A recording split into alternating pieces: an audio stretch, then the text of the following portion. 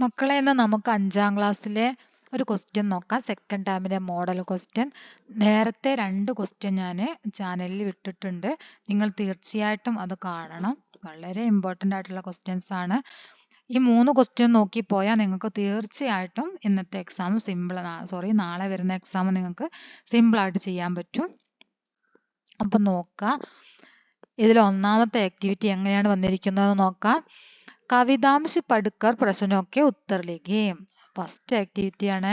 കവിതയുടെ ഈ ഭാഗം വായിക്കാം, എന്നിട്ട് താഴെയുള്ള ചോദ്യങ്ങൾക്ക് ഉത്തരം എഴുതുക. മേണ്ടക്ക് ടെർട്ടർ താള് ലഗാത്തെ, ഇതൊക്കെ നമ്മൾ പഠിച്ചതാണ് അല്ലേ. ജീങ്കൂർ ജൻ ജൻ ജാഞ്ച് ബജാത്തെ. പപ്പീഹ പീ പീ ഗീത് സുനാത്ത. മോർ മഗ്ന ഹോ നാച്ച് ദിഗാത്ത. ഓക്കെ, ക്വസ്റ്റ്യൻ എന്താണെന്ന് നോക്കാം. കവിതാസെ തുക്കാന്ത് ശബ്ദ് ചുനുക്കർ ലിഖേം. കവിതയിൽ നിന്നോ തുക്കാന്ത് ശബ്ദ് എഴുതാനാണ് പറഞ്ഞിരിക്കുന്നത്. തുക്കാന്ത് ശബ്ദ്. അപ്പൊ എന്താണ് ഈ തുക്കാന്ത് ശബ്ദ്? റൈമിംഗ് വേർഡ്സ് ആണ്, ഒരുപോലെ ഉള്ളത്, ഒരേ സൗണ്ട് വരുന്നത് അല്ലെ, ഒരുപോലെ ഉള്ളത്. അപ്പൊ ലഗാത്തേ, ലഗാത്തേ, ബജാത്തേ, രണ്ട് പറയണത് തേ തേ അല്ലേ. ലഗാത്തേ ബജാത്തേ, അതെന്താണ്? തുക്കാന്ത് ശബ്ദാണ്. അതുപോലെ ദാ ഈ സെന്റൻസിന്റെ ലാസ്റ്റ് സുനാത്ത ദിഗാത്ത, ഇത് രണ്ടും എന്താണ്? തുക്കാന്ത് ശബ്ദാണ്. മനസ്സിലായോ? അപ്പൊ നിങ്ങള് ഏതാണ് എഴുതേണ്ടത്? ഏതെങ്കിലും രണ്ടെണ്ണം, ഈ മുകളിലുള്ള 1 2 ഇത് രണ്ടെണ്ണം എഴുതുക. അതല്ലെങ്കിൽ ഇതോ ഇതോ എഴുതാം. ഓക്കെ, ഏതെങ്കിലും രണ്ടെണ്ണം നിങ്ങൾക്ക് ഇഷ്ടപ്പെട്ട രണ്ടെണ്ണം, ഈ രണ്ടെണ്ണം അല്ലെങ്കിൽ രണ്ടെണ്ണം ഒരുപോലെ ഉള്ളത്. ഓക്കെ, കവിതാംശ സേ തുക്കാന്ത് ശബ്ദ് ചുനുക്കർ ലിഖേം. ഇനി അതെല്ലാം 4 വേണമെങ്കിൽ 4 എഴുതി വെച്ചോ. ഇനി എഴുതിയിട്ട് കുറയണ്ട അല്ലേ. അപ്പൊ എന്ത് ചെയ്യാ, ഇതാണ് ഈ 4 എന്ത് തുക്കാന്ത് ശബ്ദ് എന്ന് പറയുന്നത്. ഒരുപോലെയുള്ള ഇത് രണ്ടെണ്ണം, ലഗാത്തേ ബജാത്തേ എന്നുള്ള ഒന്നിച്ചെഴുതാം. ഇത് രണ്ടെണ്ണം ഒരുപോലെ. പിന്നെ സുനാത്ത ദിഗാത്ത, ഇത് രണ്ടും ഒരുപോലെ. ഓക്കെ, ഇനി ആവാസ് പഹ്ചാൻ കർക്കെ ലിഖേം. അത് താഴെയാണ് അതിന്റെ ക്വസ്റ്റ്യൻ. ഇതാണ് ചോദ്യം, പക്ഷെ അത് നിങ്ങൾ ചെയ്യേണ്ടത് താഴെയാണുള്ളത്. ആവാസ് പഹ്ചാൻ കർക്കെ ലിഖേം. ഇവരുടെയൊക്കെ സൗണ്ട് തിരിച്ചറിഞ്ഞ് എഴുതാനാണ് പറഞ്ഞത്. മേണ്ടക്ക് ഉണ്ട്, പപ്പീഹയുണ്ട്, ജീങ്കൂർ ഉണ്ട്. ഇത് 3 നമ്മൾ പഠിച്ചതാണ് അല്ലേ. മേണ്ടക്ക് ടെർ ടെർ, നിങ്ങളെ കവിതയിലുണ്ടതാ. മേണ്ടക്ക് ടെർ ടെർ താള് ലഗാത്തേ. എന്താണുള്ളത്? മേണ്ടക്ക് ടെർ ടെർ. അപ്പൊ അതിന്റെ ആൻസർ എന്താണ്? മേണ്ടക്ക് കഴിഞ്ഞിട്ട് അതിന്റെ ആൻസർ ആണ് ടെർ ടെർ. ഓക്കെ, മേണ്ടക്കിന്റെ ആൻസർ എന്താണ്? ടെർ ടെർ. പിന്നെയോ, പിന്നെ പപ്പീഹയാണ്. പപ്പീഹ, പപ്പീഹ പീ പീ ഗീത് സുനാത്ത അല്ലെ. അപ്പൊ പപ്പീഹ എന്നതിന്റെ ആൻസർ എന്താണ്? പപ്പീഹ എന്നതിന്റെ ആൻസർ ആണ് പി പി, അത് എഴുതാം. ഓക്കെ, പിന്നെ അടുത്ത ജീങ്കൂർ ആണ്. ഇനി ഒന്നേ ബാക്കിയുള്ളൂ. ജീങ്കൂറിന്റെ എന്താണ്? ജൻ ജൻ. ജീങ്കൂർ ജൻ ജൻ. അതാ ഇവിടെ ഉണ്ടാവും, ജീങ്കൂർ ജൻ ജൻ അല്ലേ. ജൻ ജൻ, കണ്ടല്ലേ. ഇനി അടുത്ത വളരെ സിമ്പിൾ ആണ് അല്ലേ. നിങ്ങൾ തന്നിരിക്കുന്ന ക്വസ്റ്റ്യൻ നന്നായിട്ട് നോക്കിയാൽ മതി. ക്വസ്റ്റ്യൻ നന്നായിട്ട് വായിച്ചു നോക്കണം. വെറുതെ സമയം പോക്കരുത്. മറ്റു കുട്ടികൾ എഴുതണമെന്ന് നോക്കി നിൽക്കേ, വെറുതെ സമയം പോക്കൊന്നും ചെയ്യാതെ നമുക്ക് കിട്ടിയ ക്വസ്റ്റ്യൻ എന്ത് ചെയ്യാ, നന്നായിട്ട് ഇരുന്നിട്ട് ശ്രദ്ധയോടെ നോക്കുക, വായിച്ചു നോക്കുക. അപ്പൊ തന്നെ എല്ലാത്തിന്റെ ആൻസറും നമുക്ക് എഴുതാൻ പറ്റും, ഫുൾ മാർക്ക് വാങ്ങിക്കാനും പറ്റും. ഓക്കെ, ഇനി രണ്ടാമത്തെ ആക്ടിവിറ്റി നോക്കാം. സഹി മിലാൻ കരീം. രണ്ടാമത്തെ ആക്ടിവിറ്റി എന്താണ്? സഹി മിലാൻ കരീം എന്നാണ് പറഞ്ഞിരിക്കുന്നത്. ശരിയായത് യോജിപ്പിക്കാൻ, ചേരുംപടി ചേർക്കുക, മാച്ച് ചെയ്യാനാണ് പറഞ്ഞത്. ഓക്കെ, ദോ സന്തരെ. ദോ സന്തരെ എന്നെടുത്തിട്ട് നിങ്ങൾ ഈ തന്നിരിക്കുന്ന ഒരു സൈഡിലാണല്ലോ അങ്ങനെ ദോ സന്തരെ, ഏക് ബാലു, ആങ്കോമേ, ദോനോം സന്തരെ, ബാലു ചുപ്ചാപ്പ് അല്ലേ, ഇങ്ങനെ തന്നിരിക്കുന്നത്. അപ്പൊ നിങ്ങൾ ആ പാഠഭാഗം ഒന്ന് ശ്രദ്ധിക്കുക. അതായത് നമുക്ക് തന്നിരിക്കുന്ന ആ ദോ സന്തരേന്റെ ചാപ്റ്റർ ഉണ്ടല്ലോ, ആ 2ാമത്തെ യൂണിറ്റിലാണ് അല്ലെ, ഈ യൂണിറ്റിലല്ല. രണ്ടാമത്തെ പാർട്ടിലാണ് അത് വരുന്നത്, 2ാമത്തെ പാർട്ടിൽ. അപ്പോൾ നിങ്ങൾ ചെയ്യേണ്ടത് ആ സെക്കൻഡ് പാർട്ട് നിങ്ങളെ കയ്യിലുണ്ടല്ലോ, അതിൽ നോക്കുക. ദോ സന്ദരേ പറഞ്ഞിട്ടുള്ള ഒരു കഹാനി നമുക്ക് പഠിക്കാനുണ്ട്. ആ കഹാനി നിങ്ങൾ നിർബന്ധമായിട്ട് ശരിക്കും വായിച്ച് പഠിക്കണം. അതായത് അതിൽ നിന്ന് ഇതുപോലുള്ള ക്വസ്റ്റ്യൻ ചോദിക്കുന്നുണ്ട്. അപ്പോൾ നിങ്ങൾ ഇങ്ങനെ മിലാൻ ചെയ്യണമെങ്കിലും നിങ്ങൾക്ക് അതെങ്ങനെയാണ് വരുന്നത് എന്നുള്ളത് അറിഞ്ഞിരിക്കണം. അത് പാരഗ്രാഫ് തരാതെയാണ് എപ്പോഴും എല്ലാ ക്വസ്റ്റ്യനിലും ആ ചാപ്റ്ററിൽ നിന്നുള്ള ക്വസ്റ്റ്യൻ കാണുന്നത് പാരഗ്രാഫ് തരാതെയാണ്. പാരഗ്രാഫ് തന്നിട്ടാണെങ്കിൽ നിങ്ങൾക്ക് എങ്ങനെയെങ്കിലും കണ്ടുപിടിക്കാൻ പറ്റും. അതുകൊണ്ട് നിങ്ങൾ എല്ലാവരും എന്ത് ചെയ്യുക, ഈ രണ്ട് നാരങ്ങകളുടെ ആ പാടുണ്ടല്ലോ, അവർ പുറത്തേക്ക് ഇറങ്ങി നടക്കുന്നു, ബാലു അതിനെ പിടിച്ച് കഴിക്കാൻ പോകുന്നു, നമ്മൾ പഠിച്ചില്ല ആ പാഠം. ആ പാഠം നിങ്ങളൊന്ന് നന്നായിട്ട് വായിച്ചു നോക്കുക, അതൊന്ന് മനസ്സിലാക്കി വെക്കുക. അപ്പം നിങ്ങൾക്ക് അത് എക്സാമിന് വന്നാൽ ചെയ്യാൻ പറ്റും. അതായത് നിങ്ങൾക്കത് പാരഗ്രാഫ് തരുന്നില്ല. അതുപോലെ തന്നെ അത് ഓർഡർ ആക്കി എഴുതാനുള്ള ക്വസ്റ്റ്യനും മറ്റും കാണുന്നുണ്ട്. വേറെ ക്വസ്റ്റ്യനിൽ ഓർഡർ ആക്കി എഴുതാൻ വേണ്ടിയിട്ടും ചോദിക്കുന്നത് കണ്ടു. അപ്പോൾ ഓർഡർ ആക്കി എഴുതുന്നതും നിങ്ങൾക്ക് അത് ഓർഡർ അനുസരിച്ച് എഴുതണം എന്നുണ്ടെങ്കിൽ നിങ്ങൾ ടെക്സ്റ്റ് ബുക്ക് വായിച്ച് എങ്ങനെയാണ് അത് ഓർഡർ ആയിട്ട് വരിക എന്നുള്ളതൊന്ന് മനസ്സിലാക്കി വെക്കണം അല്ലേ? അപ്പോഴാണ് നമുക്കത് എഴുതാൻ പറ്റുള്ളൂ. അപ്പൊ നോക്കാം ഇത് എങ്ങനെയാണ് ചെയ്യേണ്ടത് എന്ന് നോക്കാം. ദോ സന്ദരേ, രണ്ട് നാരങ്ങകൾ എന്തിനാണ് പോയത്? ദോ സന്ദരേ ഗൂമനെ നിഗലെ അല്ലെ? ആദ്യം തന്നെ രണ്ട് നാരങ്ങകള് കറങ്ങാൻ വേണ്ടി ഇറങ്ങി, ചുറ്റി കറങ്ങാണ്, പുറത്തൊക്കെ ഒന്ന് ചുറ്റി കറങ്ങാൻ വേണ്ടി ഇറങ്ങി. ഏക്ക് ബാലു, അപ്പൊ ഏക്ക് ബാലു എന്താ ചെയ്തത്? ഏക്ക് ബാലു സാമനെ ആയ, ഒരു ബാലു അടുത്തേക്ക് വന്നു. ആങ്കോമേ, കണ്ണുകളിൽ എന്താ സംഭവിച്ചത്? ബാലുവിന്റെ കണ്ണുകളിൽ ആങ്കോമേ ജലൻ ഹോനയിലേക്ക്, കണ്ണുകൾ നീറാൻ തുടങ്ങി. ദോനോം സന്ദരെ, രണ്ട് നാരങ്ങകളും ഗൂബ് ഹസ്സേ, വളരെയധികം ചിരിച്ചു, പൊട്ടിച്ചിരിച്ചു രണ്ട് നാരങ്ങകളും. ബാലു ചുപ്ചാപ്പ്, ബാലു മിണ്ടാതെ അവിടെ നിന്ന് അപ്രത്യക്ഷനായി. ഗിസക്ക് ഗയ അല്ലെ? ബാലു ചുപ്ചാപ്പ് ഗിസക് ഗയ. ഓക്കെ, അപ്പൊ ഇങ്ങനെയാണ് അത് മാച്ച് ചെയ്യേണ്ടത്. അതായത് ഇതാണ് അതിന്റെ ഓർഡർ. അപ്പൊ നിങ്ങൾ ഓർഡർ അനുസരിച്ചിട്ട് ചെയ്യാൻ പറയുകയാണെങ്കിൽ ആദ്യം തന്നെ എന്താ വരുന്നത്? രണ്ട് നാരങ്ങകൾ കറങ്ങാൻ ഇറങ്ങി. പിന്നെയോ രണ്ട് നാരങ്ങകൾ കറങ്ങാൻ ഇറങ്ങിയപ്പോ അവരുടെ അടുത്തേക്ക് ആര് വന്നു? ബാലു വന്നു. ബാലു നാരങ്ങ കഴിക്കാൻ തുടങ്ങി. കഴിക്കാൻ വേണ്ടിയിട്ട് മുറുകെ പിടിച്ചു അല്ലെ? ഗാനേ വാലാത. ആങ്കോമേ ജലൻ ഹോനയിലേക്ക്, കണ്ണു നീറാൻ തുടങ്ങി. ദോനോം സന്ദരേ ഗൂബ് ഹസ്സേ, രണ്ട് നാരങ്ങകളും വളരെയധികം ചിരിച്ചു. ബാലു ചുപ്ചാപ്പ് ഗിസക് ഗയ, ബാലു മിണ്ടാതെ അവിടെ നിന്ന് അപ്രത്യക്ഷനായി അല്ലെ? അതാണ് നമ്മള് ആ കഥയുടെ ഒരു ഓർഡർ അങ്ങനെയാണ് വരുന്നത്. ആ ഓർഡർ നിങ്ങൾ പഠിച്ചു വെക്കുക. ഈ ക്വസ്റ്റ്യൻ അതായത് മിലാൻ ചെയ്യണ രീതിയിൽ അല്ലെങ്കിൽ ഓർഡർ ആക്കുന്ന രീതിയിൽ അങ്ങനെ ഈ ക്വസ്റ്റ്യൻ വരുന്നുണ്ട്. അതുകൊണ്ട് ആ ഭാഗം നന്നായിട്ട് വായിച്ച് പഠിക്കണം. ഓക്കെ, 5 മാർക്കാണ് നിങ്ങൾക്ക് ഒരു ആക്ടിവിറ്റിക്ക് ഉള്ളത്. ഇനി അടുത്തത് നോക്കാം. സൂചന, നിങ്ങൾ ഒരു കാര്യം മക്കളെ, നിങ്ങൾ 6 ആക്ടിവിറ്റിയാണ് നിങ്ങൾക്ക് ചെയ്യാനുണ്ടാവുക. അപ്പൊ 5 ചെയ്താൽ മതി. പക്ഷെ നിങ്ങൾ എന്ത് ചെയ്യണം? 6 ചെയ്ത് വെക്കണം. 6 ചെയ്ത് വെച്ച് കഴിഞ്ഞാൽ ഏതെങ്കിലും ഒന്നിൽ ചിലപ്പോൾ നിങ്ങൾ ചെയ്തെടുത്ത് എന്തെങ്കിലും മിസ്റ്റേക്ക് ഉണ്ടെങ്കിൽ ബാക്കി നിങ്ങൾ 4 ചിലപ്പോൾ മൂന്നാമത്തെ എഴുതിയിൽ ചെറിയ മിസ്റ്റേക്ക് എന്തെങ്കിലും ഉണ്ടെങ്കിൽ നിങ്ങൾ 6 എഴുതി വെച്ച് കഴിഞ്ഞാൽ ഏതാണോ നിങ്ങൾ നന്നായിട്ട് എഴുതിയിട്ടുള്ളത് അതിനൊക്കെ എടുത്തിട്ട് നിങ്ങൾക്ക് മാർക്ക് തരും. അങ്ങനെയാകുമ്പോൾ നിങ്ങൾക്ക് ഫുൾ മാർക്ക് വാങ്ങാൻ പറ്റും. ഓക്കെ, നന്നായിട്ട് എഴുതിയതിന് മാർക്ക് കിട്ടും. അപ്പോൾ നിങ്ങൾ മിസ്റ്റേക്ക് ഉള്ള അത് ഒഴിവാക്കിയിട്ട് ബാക്കിയുള്ളതിന് മാർക്ക് തരുമ്പോൾ ഫുൾ മാർക്കാവും. ഓക്കെ, ഇനി നമുക്ക് നോക്കാം മൂന്നാമത്തെ ആക്ടിവിറ്റി. ചിത്ര ദേഖെ ആ റിക്ത സ്ഥാൻ പരെ, ചിത്രം നോക്കിയിട്ട് എന്ത് ചെയ്യണം? ഇവിടെ ഫില്ല് ചെയ്യാനാണ് പറഞ്ഞത്. അതിന് വേണ്ടിയുള്ള കാര്യങ്ങൾ നിങ്ങൾക്ക് ഇവിടെ ഒരു ബോക്സിൽ തന്നിട്ടുണ്ട്.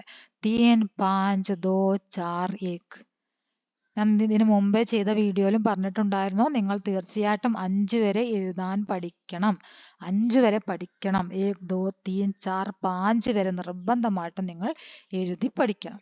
ഓക്കെ, അപ്പോൾ ഒരു പക്ഷേ നിങ്ങൾക്കത് തരാം, അല്ലെങ്കിൽ തരാതെ ഇരിക്കാം. തരാതെ ഇരുന്നാൽ നിങ്ങൾക്ക് ഒറ്റയ്ക്ക് എഴുതേണ്ടി വരും. ഒറ്റയ്ക്ക് എഴുതണമെങ്കിൽ നിങ്ങൾ എഴുതി പഠിച്ചിരിക്കണം. ഇവിടെ എന്താണ്? 1 ആണുള്ളത് അല്ലേ? ഒരു പേടാണുള്ളത്, ഏക്ക് പേട്. അപ്പൊ ഏക്ക് നമ്മൾ ഈ പേടിന് എന്താ കൊടുക്കുക?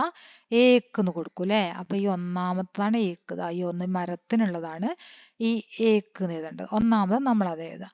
ഇനി രണ്ടാമത്തെ പിക്ചറിൽ 3 ബട്ടർഫ്ലൈ ഉണ്ട് അല്ലെ? 3 തിത്തലി ഉണ്ട്, 3 തിത്തലിയാം. അപ്പൊ 3ന് എന്താ പറയാ? തീൻ എന്നാണ് പറയാ. അപ്പൊ ഇതാണ് അതിന്റെ ആൻസർ ആയിട്ട് വരുന്നത്. തീൻ. നമ്മൾ ഇവിടെ എന്താ എഴുതി കൊടുക്കുക? തീൻ എന്ന് എഴുതി കൊടുക്കുക. ഇവിടെ വരുന്നതോ 4 വരുന്നുണ്ട് അല്ലെ? 4ന് എന്താ പറയുന്നത്? 4 മാങ്ങയാണ് ഇവിടെ കാണിക്കുന്നത്. മാങ്ങ, 4 മാങ്ങയുണ്ട്. അപ്പൊ 4നെ പറയുന്നത് ചാർ. എന്താ പറയുന്നത്? ചാർ. ഓക്കെ, ഈ ചാർ എന്നത് നമ്മൾ ഇവിടേക്ക് എഴുതി. ഇനി എന്താണ്?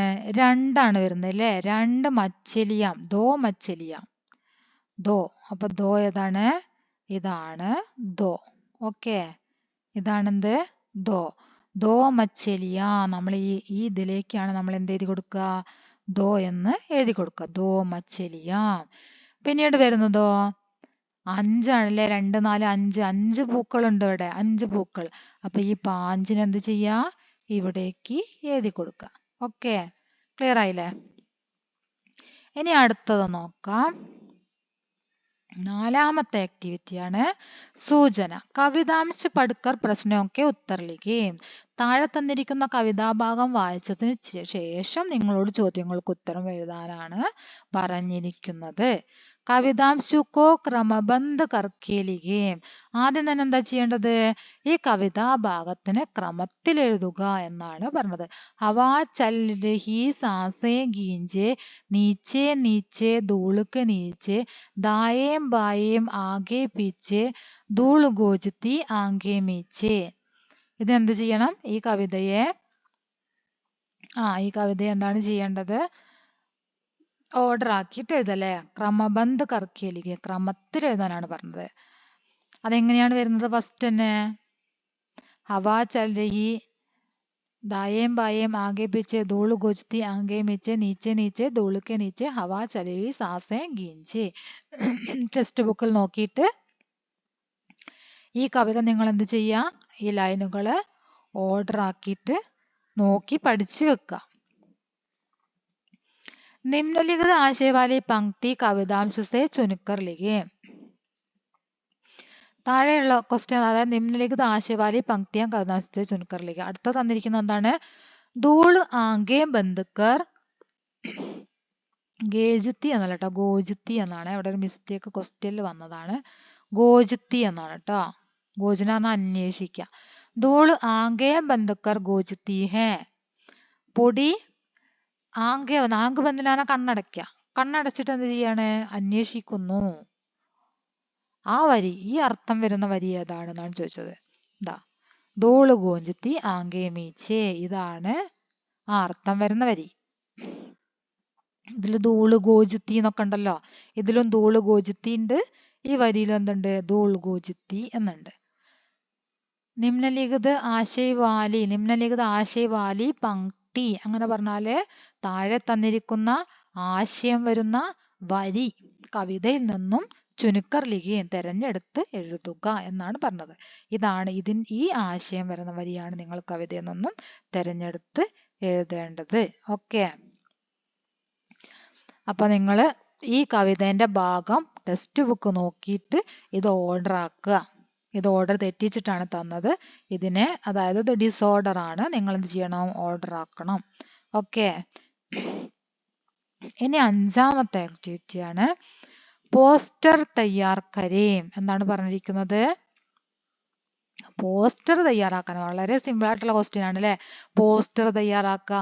ഒരു പോസ്റ്റർ തയ്യാറാക്കാൻ വന്നു കഴിഞ്ഞാൽ തീർച്ചയായിട്ടും അതിന്റെ 5 മാർക്ക് നമുക്ക് വാങ്ങാൻ പറ്റും അല്ലെ? പേട് ലഗായേ ഹരിയാലി ഫൈലായേ. ഇവിടെ തന്നെ നിങ്ങൾക്ക് എഴുതാനുള്ള സെന്റൻസ് തരും. ഇതാണ് എഴുതാനുള്ള സെന്റൻസ്. ഈ സെന്റൻസ് എഴുതുക. എന്നിട്ട് എന്ത് ചെയ്യുക? ഒരു പേടിന്റെ പിക്ചർ വരയ്ക്കാം. സന്ദേശ് വാക്യ ജോഡ്കർ പോസ്റ്റർ തയ്യാർ കരേം. നിങ്ങൾക്ക് ഇവിടെ സന്ദേശ് വാക്യം തന്നിട്ടുണ്ട്. ആ സന്ദേശ് വാക്യം എഴുതുക. എന്നിട്ട് നിങ്ങൾ ഒരു ബോക്സ് വരച്ചിട്ട് ഈ സന്ദേശ് വാക്യം അതിൻ്റെ ഉള്ളിൽ എഴുതുക. അതിൻ്റെ ഉള്ളിൽ ഒരു മരത്തിന്റെ ചിത്രം വരയ്ക്കുക. അത് കളറൊക്കെ കൊടുത്തിട്ട് ഉഷാറാക്കി നല്ലൊരു പോസ്റ്ററാക്കി ഉണ്ടാക്കുക. ഓക്കെ, ഇത് കൂടാതെ നിങ്ങൾക്ക് വേറെ സെന്റൻസ് എഴുതാൻ പറ്റുമെങ്കിൽ പുറമെ ഒരു സെന്റൻസും കൂടെ എഴുതി വെക്കാം. പേട് ലഗായേം ഹരിയാലി ഫൈലായേം എന്നത് മാത്രമാണെങ്കിൽ അങ്ങനെയും എഴുതാം. അല്ലെങ്കിൽ എന്ത് ചെയ്യണം? വേറെ സെന്റൻസ് പറഞ്ഞാല് പേട് മത്ത് കാട്ടോ, മരം മുറിക്കരുത്. പേട് ജീവൻ കാ ആധാർ, മരം നമ്മുടെ ജീവന്റെ അടിസ്ഥാനമായിട്ടുള്ള ഒരു കാര്യമാണെന്നല്ലേ. പേട് ജീവൻ കാ ആധാർ. പേട് നെഹീം തോ ഹം നെഹീം. അങ്ങനെയുള്ള സെന്റൻസുകളൊക്കെ ഉണ്ട്. അത് ഞങ്ങൾക്ക് പഠിക്കാൻ പ്രയാസമാണെങ്കിൽ തന്നിരിക്കുന്ന മാത്രം എഴുതിയാൽ മതി. ഓക്കെ, തന്നിരിക്കുന്ന സെന്റൻസ് മാത്രം എഴുതുക. എന്നിട്ട് ഒരു ബോക്സ് വരച്ചിട്ട് അതിൻ്റെ ഉള്ളിലേക്ക് ഈ സെന്റൻസ് എഴുതിയിട്ട് നിങ്ങൾ എന്ത് ചെയ്യണം? ഒരു പിക്ചർ വരച്ചൊക്കെ സുന്ദരമാക്കി വെക്കുക. ഓക്കെ, ഇനി 6ാമത്തെ ആക്ടിവിറ്റിയാണ് ചിത്ര ദേക്കർ 5 വാക്യ ബനായേ. ചിത്രം നോക്കിയിട്ട് അവിടെ ഒരു പിക്ചർ തന്നിട്ടുണ്ടല്ലോ. ഈ പിക്ചറിൽ നിങ്ങൾ പഠിച്ചതാണ്. ഇവിടെ എന്തൊക്കെയാണുള്ളത്? ഒരു കുളമുണ്ട്. കുളത്തിൽ മീന്, തവള മുതലായവയുണ്ട്. അതിന് ചുറ്റും ചെടികളുണ്ട്. ചെടികളിൽ പൂക്കളുണ്ട്. മരങ്ങളുണ്ട്. മരങ്ങളിൽ ഇലയുണ്ട് അല്ലേ? അപ്പൊ ഇതൊക്കെ നമ്മൾ പാഠബുക്കിൽ പഠിച്ചതാണ്. ആ പഠിച്ച കാര്യം നിങ്ങൾ ഒറ്റയ്ക്ക് എഴുതണം. ഒരൊറ്റ സെന്റൻസ് മാത്രമേ ഇവിടെ തന്നിട്ടുള്ളൂ. ബാക്കി നിങ്ങൾ എത്ര എഴുതണം? 5 എഴുതണം അല്ലേ? 5 കാര്യങ്ങള്. 5 വാക്യ ബനായേ, 5 സെന്റൻസ് ആണ് നിങ്ങളോട് നോക്കി എഴുതാൻ പറഞ്ഞത്. ഇതിൽ നിന്നും 5 സെന്റൻസ് നോക്കിയിട്ട് നിങ്ങൾ എഴുതി ഉണ്ടാക്കണം. അതായത് ടെക്സ്റ്റ് ബുക്കിൽ കാണിക്കാം. ടെക്സ്റ്റ് ബുക്കിൽ ഇതാ ചിത്ര ദേക്കേ വാക്യ ബനായേം എന്ന് പറഞ്ഞിട്ട് നിങ്ങൾ ഇതുപോലെ ഒരു വർക്ക് ചെയ്തത് ഓർക്കുന്നുണ്ടോ? നിങ്ങളുടെ ടെക്സ്റ്റ് ബുക്ക് എടുത്ത് നോക്കുക. ഇതുപോലെയുള്ളൊരു വർക്ക് ഉണ്ടായിരുന്നു, അത് നിങ്ങൾ ചെയ്തതാണ്. ഓക്കെ, അപ്പൊ അതാണ് നിങ്ങൾ എക്സാമിന് എഴുതേണ്ടത്. അത് ഇതുപോലെ തന്നെയാണ് പല ക്വസ്റ്റ്യനിലും കാണുന്നത്. തന്നിട്ട് നിങ്ങളോട് നോക്കി എഴുതാനോ അങ്ങനെയൊന്നും പറയുന്നില്ല. എവിടെയോ അതൊരു നിങ്ങൾക്ക് എഴുതാൻ വേണ്ടിയുള്ള സൂചന തരുന്നില്ല. ഇത് നിങ്ങൾ ഒറ്റയ്ക്ക് ചെയ്യേണ്ടതായിട്ടാണ് ക്വസ്റ്റ്യനിൽ കാണുന്നത്. 2 കാര്യങ്ങളാണ് നിങ്ങൾ ഒറ്റയ്ക്ക് ചെയ്യേണ്ടതായിട്ട് ക്വസ്റ്റ്യനിൽ കാണുന്നത്. ഒന്ന്, ഈ ചിത്രം നോക്കിയിട്ട് എഴുതാനുള്ള കാര്യം. രണ്ടാമത്തെ ഞാൻ നേരത്തെ പറഞ്ഞല്ലോ, ആ നാരങ്ങയുടെ കഥ. ആ നാരങ്ങയുടെ കഥയിലും അതുപോലെ വരുന്നുണ്ട്. അതിൽ ഒന്നും നിങ്ങൾക്ക് സൂചനയായിട്ട് തരുന്നില്ല. അത് നിങ്ങൾ ഓർഡർ ആക്കണം. നിങ്ങൾ പഠിച്ചതിന്റെ അടിസ്ഥാനത്തിൽ അർത്ഥം മനസ്സിലാക്കി നിങ്ങൾ ഓർഡർ ആക്കാൻ ആ നാരങ്ങയുടെ കഥയാണ് വരുന്നത്. അപ്പൊ നാരങ്ങയുടെ കഥയും നിങ്ങൾ അതുപോലെ ഒന്ന് ഓർഡർ ആക്കാൻ പഠിക്കുക. ആദ്യം നടന്ന സംഭവം എന്താണ് എന്നൊന്ന് വായിച്ച് എഴുതിയൊക്കെ ഒന്ന് മനസ്സിലാക്കി വെക്കുക. പിന്നെ ഇത് പഠിക്കുക. അതായത് ഇതിന്റെ സെന്റൻസ് നമുക്ക് ടെക്സ്റ്റ് ബുക്കിൽ തന്നെ തന്നിട്ടുണ്ട്. അതിന് നേരെ മുകളിൽ എല്ലാം ഉണങ്ങിയ ഒരു വെള്ളമില്ലാതെ വരണ്ട് കിടക്കുന്ന കുളം, ചെടികളില്ല, അതുപോലെ തന്നെ മരം ഉണങ്ങിയത്, അങ്ങനെയൊക്കെ തന്നിട്ട് നമുക്ക് അവിടെ സെന്റൻസ് തന്നിട്ടുണ്ട്. അതിലൊക്കെ നെഹി നെഹി നെഹി എന്ന് ചേർത്തിട്ടുണ്ട്. ആ നെഹിയും അങ്ങോട്ട് ഒഴിവാക്കി കഴിഞ്ഞാൽ നമുക്ക് അപ്പൊ താഴെ ഫില്ല് ചെയ്യാനുള്ളതിന്റെ എല്ലാ സെന്റൻസും കിട്ടും. 5 കിട്ടും. 1 2 3 4 5. ഓക്കെ, ഇതൊന്ന്, അങ്ങനെ 1, ഇത് 2, ഇത് 3, ഇത് 4, ഇത് 5, അങ്ങനെ 5 സെന്റൻസ് നമുക്ക് കിട്ടി. അപ്പൊ നിങ്ങൾ എഴുതേണ്ടത് താലാബ് മേ പാനി ഹേ. ഇതൊന്ന് നിങ്ങൾ എഴുതി പഠിക്കണം. ഈ 5 ഒന്ന് എഴുതി പഠിക്കണം. ഓക്കെ, താലാബ് മേ പാനി ഹേ എഴുതി പഠിക്കുക. പേട് പർ പത്തേ ഹേ, അതും എഴുതി പഠിക്കാം. പൗധേ പർ ഫൂൽ ഹേ, പൗധ പറഞ്ഞ ചെടി. താലാബ് മേ മച്ചലി ഓർ മേണ്ടക് ഹേ. അപ്പൊ നിങ്ങൾക്ക് ഇതിന് 2 സെന്റൻസ് ആക്കാം. താലാബ് മേ മച്ചലി ഹേ എന്ന് എഴുതാം. 5 സെന്റൻസ് അല്ലേ പറഞ്ഞത്? 1 2 3 4 ആവുള്ളൂ ഇങ്ങനെ ഒന്നിച്ച് എഴുതുമ്പോ. അപ്പൊ 5 ആക്കണമെങ്കിൽ താലാബ് മേ മച്ചലി ഹേ. അപ്പൊ 1ആയി. താലാബ് മേ മച്ചലി കഴിഞ്ഞിട്ട് എന്ത് എഴുതുക? ഹേ എന്ന് എഴുതാം. താലാബ് മേ മച്ചലി കഴിഞ്ഞിട്ട് ഹേ എന്ന് എഴുതുക. താലാബ് മേ മച്ചലി ഹേ. പിന്നെ വീണ്ടും താലാബ് മേ തുടങ്ങുക. താലാബ് മേ എന്ത് വരെ കണ്ടോ? വീണ്ടും നമ്മൾ 2ാമത്തെ സെന്റൻസിലേക്ക് താലാബ് മേ എന്ന് എഴുതിയിട്ട് മേണ്ടക് ഹേ. മനസ്സിലായ? താലാബ് മേ മച്ചലി ഹേ. വീണ്ടും 2ാമത്തെ സെന്റൻസിലേക്ക് വരുമ്പോ താലാബ് മേ മേണ്ടക് ഹേ. ഓക്കെ, അപ്പോ 5 സെന്റൻസ് ആയി. മനസ്സിലായോ പറഞ്ഞത്? അങ്ങനെ നിങ്ങൾ എഴുതി പഠിക്കുക. ഒന്നും കൂടെ പറഞ്ഞു തരാം.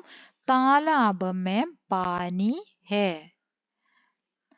पेड़ पर पत्ते हैं, पौधे पर फूल है, तालाब में मछली है, വീണ്ടും താലാബ് മേ മേണ്ടക്ക് ഹെ.